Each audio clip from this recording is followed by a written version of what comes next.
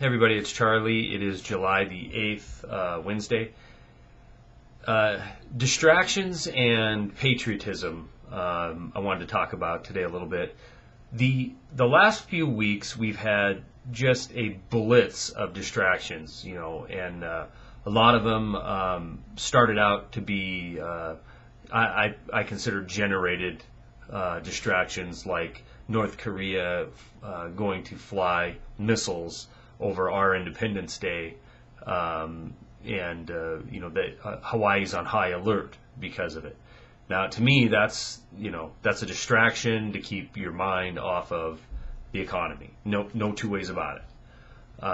You have a country that we labeled as part of the axis of evil that is portrayed as being virtually still in the Stone Age when it comes to its technology and its leadership, and this isn't me being an apologist for North Korea.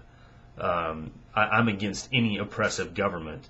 The reason I'm describing them this way is because this is the way they've been portrayed to us, and when it's convenient as a distraction, then they'll come out and say that they have the technology to make nuclear weapons and to launch missiles that can hit the United States, albeit Hawaii.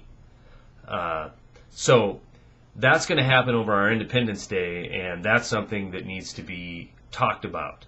Now, in my opinion, that distraction was set in place to absolutely combat the tax day or the tax protests that were going on over Independence Day.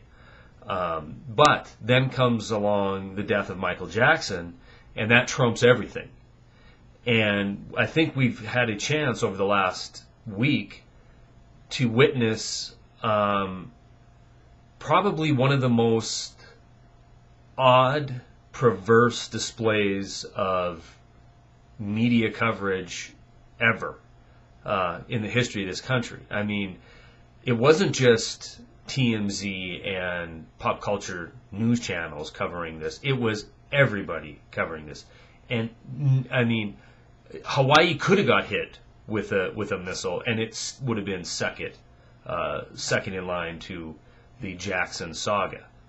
Now, it's upsetting to me, and it's disgusting to me to see so-called news channels, business news channels and regular news channels, just lining up to the trough of Michael Jackson coverage. But when you stop and think about it, they're following the ratings. They're following what the people want. And I think that's a double-edged sword there. That is what the people want, but I think it's a matter of conditioning over decades that has brought the people to a cattle-like mentality, to only be interested in the sensational, in the drama of pop culture.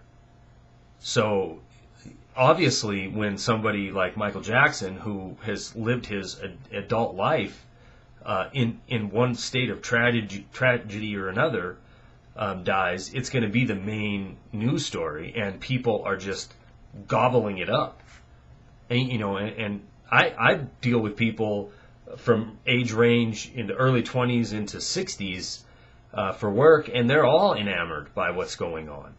I mean, I had lunch today with a guy who's retired military, and all he could do at lunch was talk about Michael Jackson and the kids and where they're going to go, this, that, and the other thing.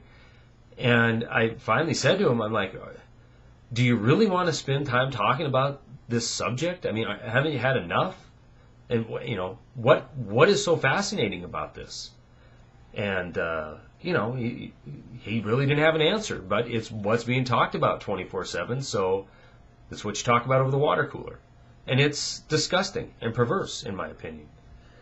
But that's where we are. I mean, that's where we are in this country. We're in the middle of the worst depression I think it'll end up being worse than the Great Depression. And water cooler talk is not a failed stimulus package or potential hijacking of the economy by the Federal Reserve. It's Michael Jackson. So, and on that note, the media in Hollywood has formed, in my opinion, the definitions of what is interesting and what is important and what is newsworthy. And along with that, I think they've formed the definition of patriotism.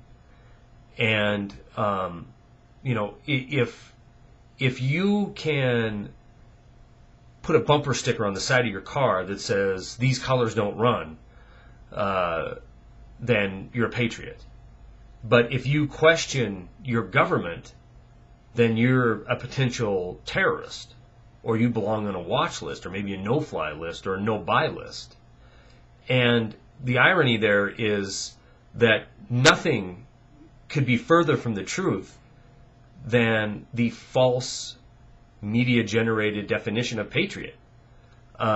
Patriots that founded this country, that they laid down their lives to help create this country, absolutely challenged every aspect of government, and challenged every ounce of power that was given to the government, and even installed mechanisms to ensure that if the government got out of control, that they could be overthrown, hence the Second Amendment. Now, with that just coming out of my mouth right there, that warrants me being, according to Homeland Security, a potential insurgent, a potential domestic terrorist. And that, to me, is a slap-in-the-face insult to every veteran of every war this country's ever been involved in. Because that is the definition of patriotism. You will be kept in line by the citizens of this country. But that's not where we're at in history. Right now, we are in a completely different place. We're in a place that if you question the authority or the definition of mainstream Hollywood or media definition of patriotism, then you're looked upon as part of the problem. So, at any rate, just something to think about. That's all I got.